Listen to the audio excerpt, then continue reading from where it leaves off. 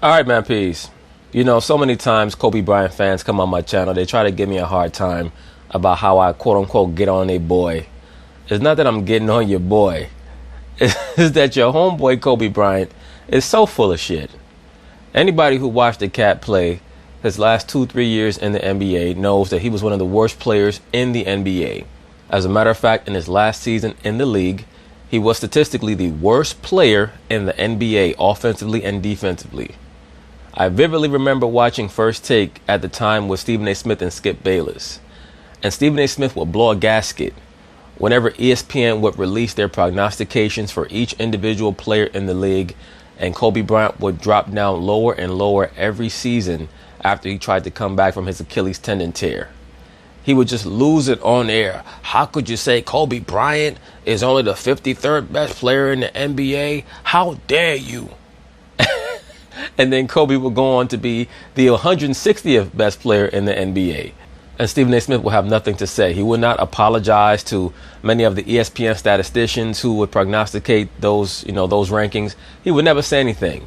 Just to show you that, number one, the reason why Stephen A. Smith was getting so upset is because he utilizes too much of the eye test and too much of his emotions. Or number two, he's just lying to the cameras because he has a relationship or had a relationship with Kobe Bryant. I knew that Kobe was not going to be a very effective player after he came back from the Achilles tendon tear because so much of how he played was based on his explosiveness.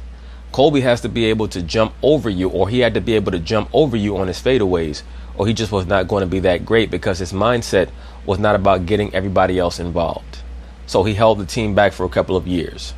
The reason why I'm saying all this is because in this video, Kobe is going to allege that he could still play today if he wanted to. Now, those of us who live in the real world know that that's bullshit.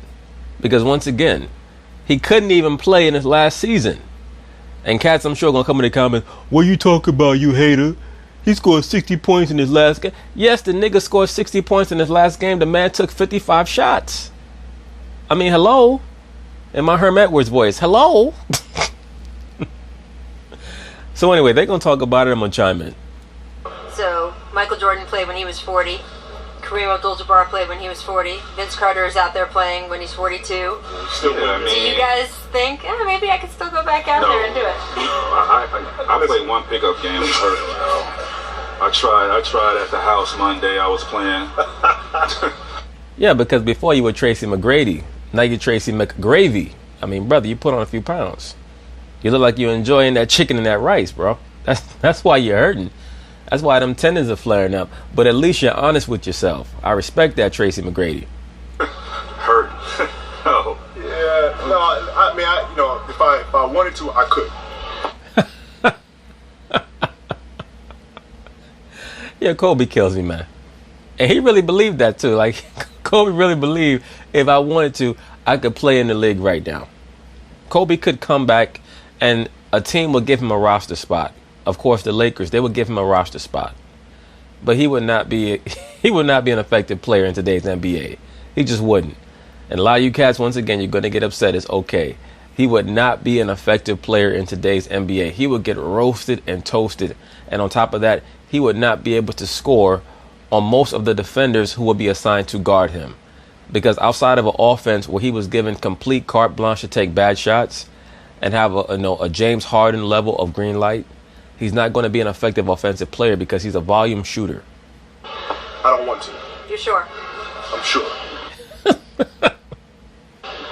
love is gone. If I wanted to, I could. You diet.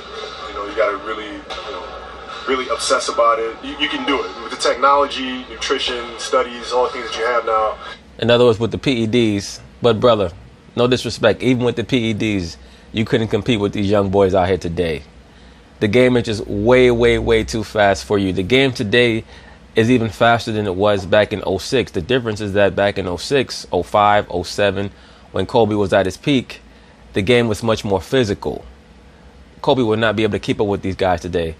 The ball movement would be too much for him. His head would be on a swivel. And then they would just ISO him and just roast him. You can certainly do it. I just don't want to. Man, please. I just don't want to. Kobe is trying to make people believe that he could play until he's 50 or 60 years old. Like when Jordan, when he finally was selected to go to the NBA Hall of Fame, he was on the podium and he said, I might make one last comeback. Remember, he was like 47 years old or 48 years old, however old he was. And he was there on the podium talking about he might be able to make one last comeback. That's that same energy that Kobe's trying to put out there, because he understands right now he's in a very good place.